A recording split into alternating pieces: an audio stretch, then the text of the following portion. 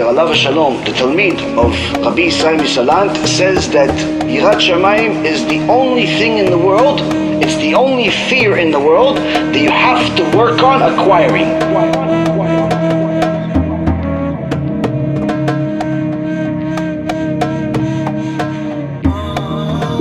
But the only thing that we should be scared of is HaKadosh Baruch Hu, and that's the one thing that naturally we're not scared of at all. What's the proof? We sin. We sin without even feeling bad for it. A person can simply spit in Hashem's face and not even feel bad about it.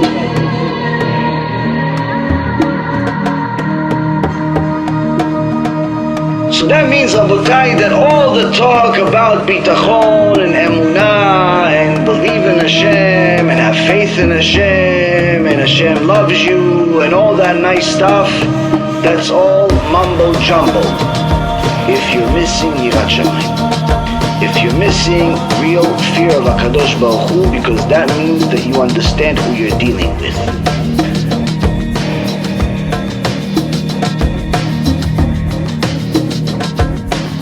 The beautiful part about Yirat Shamayim is that if you have Yirat Shamayim, you have fear of HaKadosh Baruch Hu, it will eventually lead you to bitachon.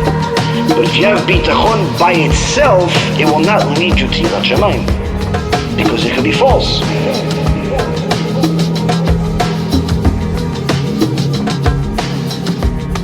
We're scared of the unknown, the future. Oh, it's afraid of everything but Hashem. Hashem says, oh, you're afraid of something that's not me. As if it's in your control. The punishment for that is that I'll actually make what you're afraid of happen. That's the measure for measure. Now this, when you delve into it deeper, is actually scarier than it sounds. Meaning that when a person is afraid of something and it's not a Kadosh Baruch Hu, they're bringing the punishment on themselves. But even more so, by being afraid and not having bitachon, not having confidence in Hashem, not understanding completely that Hashem is the one that runs the world and He's the only one that decides whether success or failure will happen. We are only responsible for effort. By giving anything else other than Hashem the power to decide, we are in essence bringing a punishment on ourselves because we're limiting Hashem.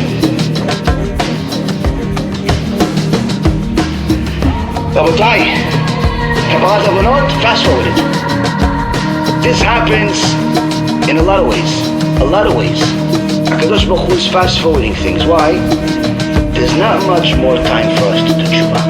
There's not much more time for us to finally get the message and start working on ourselves. Because even if a person starts doing TeShuva today and starts to actually take things seriously, starts keeping Shabbat, starts putting on tzitzit, starts learning. I'll tell you the truth, I never said this before, but I have to. There's no guarantee he's going to make it to Olam Haba anyway. Do you know why? Because of all the filthy sins we've made our whole life. Meaning, let's say you keep Shabbat, Chazak Baruch, keep Ta'at Mishpacha. Excellent. You start learning. Amazing. Realistically, guys, there's no assurance we make it to Olam Haba anyway. There's only one ticket. There's only one ticket that can give us a chance to actually get to Olam Haba. Not two, not three, and there's no discount. The Gemara in Masechet Sanhedrin, they ask Rabbi Eliezer ben Orkinos, how do we make it at the time of Mashiach? It's war, depression, recession, anarchy, all types of stuff. How do we make it? Rabbi Eliezer ben Hokana says a person should toil in Torah and Gemilut Chasadim. Meaning, philanthropy. What philanthropy does Hashem care about? Does Hashem care about you donating to some zoo so you could save an elephant maybe? Gemilut Chasadim, Rabotai Yekarim, means overwhelming kindness. The highest level of kindness is to save other Jewish neshamot from losing Olam Haba.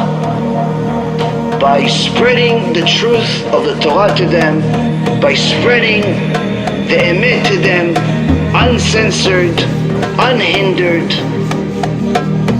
and pure.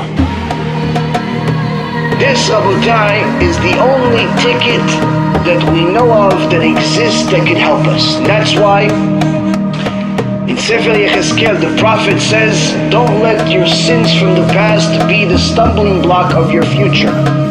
Get other people to do Tshuva, Yechezkel says. Why? You don't have enough time to do it. This is why, Rabotai, doing mitzvot is no longer enough. Everyone here has to get at least 10 Jewish people to do Tshuva this year. Every person here, and that's just the starting point. Helping people do Tshuva is the only way a person can truly do Tshuva anymore. Why? We have so many ways to sin that by the time we finally figure it out that we have to do Tshuva, we've brought such a big baggage that okay, good, Chazak u'Baruch, you're doing Tshuva, but you're still carrying this sack of sins. Habibi, it doesn't go away. The Zohar says, in page 322 from my Tov Midvash, ומצדיקי הרבים ככוכבים לעולם ועד. The Zohar Kadosh says, those who make the public righteous are like the eternal stars.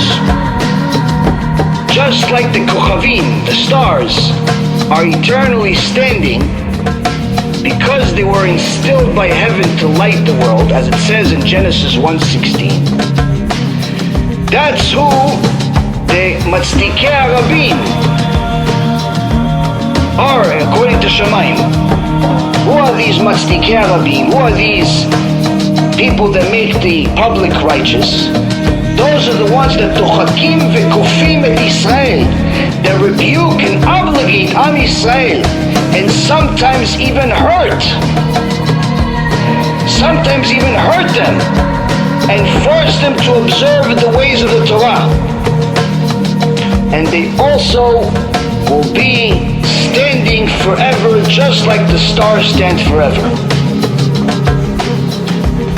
The Zohar Kadosh says, Rabotai Yekarim, who are the people that actually are considered above all in the eyes of HaKadosh Baruch Hu? He says, look, I created the heavens in a certain way to be symbolic of certain things, that I appreciate certain things that I have, and so on and so forth. He says, everyone knows what a star is. A star could be a planet, could be the sun, and so on and so forth. But everyone knows that a star, generally speaking, is a shining bright light that's not going away anytime soon. Even if when a star explodes approximately once every 25 years, even then, the light that emanates from that explosion lasts for years, for centuries. That's, by the way, one of the Torah proofs that was made by scientists, that the world cannot be more than 6,000 years old.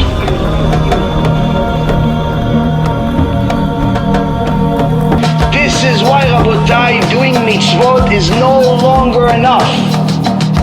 Everyone here has to get at least 10 Jewish people to do Tshuva this year. Every person here, and that's just the starting point. Helping people do Tshuva is the only way a person can truly do Tshuva anymore.